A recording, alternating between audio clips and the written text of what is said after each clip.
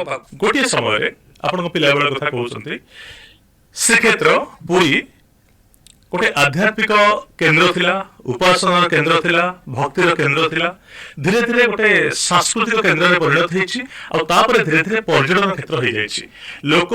जगन्नाथ को देखिया पई जति के आवेग रहउछि समुद्र रे आमे जाईकी सेल्फी उठेबु ताठो अधिक आवेग रहउछि। पूरी पर्यटन जिबा होटल रहइबा समुद्र रे गाधेबा जगन्नाथ दर्शन गोटे मुख्य तो नहे, ये गोटे गौण विषय अनेक अंग पई ए कथा हो जाउछि। तो पूरी कोन पर्यटन क्षेत्र जो मठ बाड़ी संस्कृति परंपरा जहाँ थिला अच्छी किछि से बासना अच्छी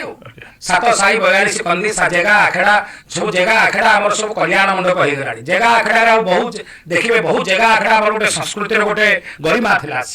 एवं से जगह आखेड़ा देखिए कौन खेल कसरत बहुत बहुत क्वचित हो सब कल्याण मंडप हो गलानी सब नानादि काम सब लगे तो महाप्रभुंर क्षेत्र आमर जो क्षेत्र आम कौन आम मर्यादा पाचे आम होटेल पे मर्यादा पाऊने आम समुद्र भी मर्यादा पाऊने आम जगन्नाथ आम परिचित तेणु जगन्नाथ क्षेत्र जो सम्मान रहा कथा जो बासना थिला से बासना आजिकल बासना भितर बुड़ी बुड़ी जाऊँ सतीशा निजोग